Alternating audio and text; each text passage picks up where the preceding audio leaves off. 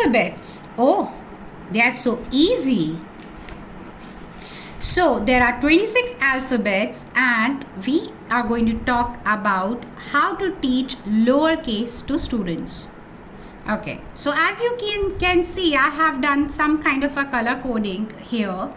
So if you see, there's a purple color and which I have used for A, B, C, D, E, G, O, P, Q and S. Why so? Because if you see, they basically have a similar kind of a structure. If you see, they are 10, which is maximum in this kind of a formation. Let's see how. So out of 26, we have 10 alphabets which starts with C family. What about the remaining 16? Let's see. So for 3, we can have this kind of a structure which we call or can call umbrella stick. 5 alphabets have bumpy lines. Another 5 have beak like a bird, beak like a structure. Then we have 2 with a simple standing line, so we can call them standing stick. Then I have a unique one which is like a just make like a bird. Now first, as we can see, 10 are from C family. So let's see what is the C family.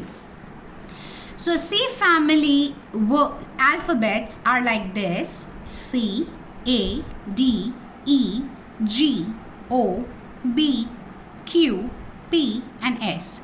So the first thing which we teach the kids is how to make a C. Don't forget to make these 2 red dots as it catches the child's attention. So you can first draw the lines and make 2 dots like this, and you can first make the child trace with the index finger. We just make a C. A simple C between these 2 lines. Okay, once the child understood how to make a C, we will make C and a standing and a little dancing line. C and a little dancing line. C and a little dancing line. C and little dancing line, like that.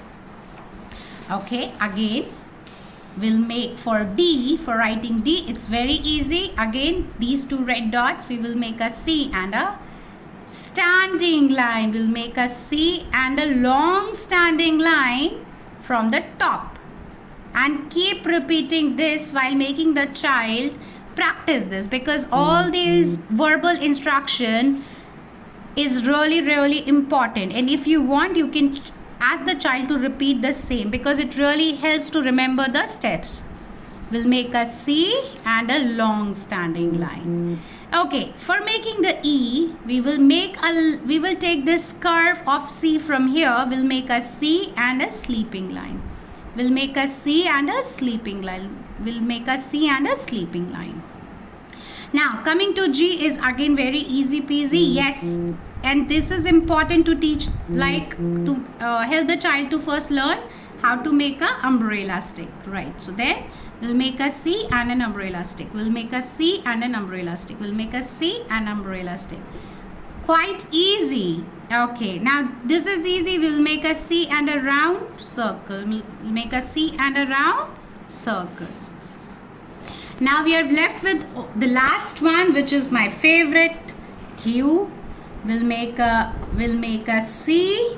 We'll make a downward standing line and a dancing line. This is how I teach my kids.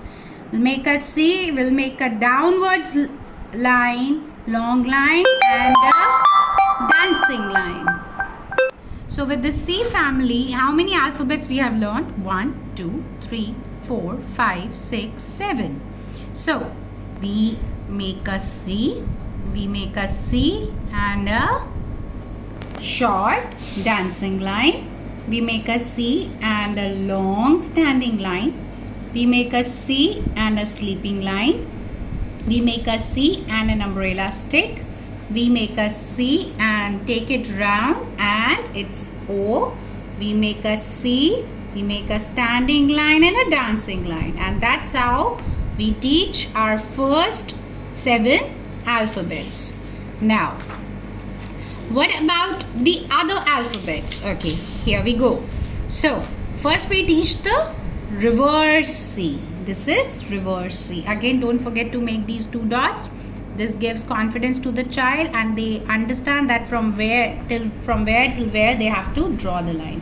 So, we make reverse C and then we make a reverse C and a downward standing line. This is P.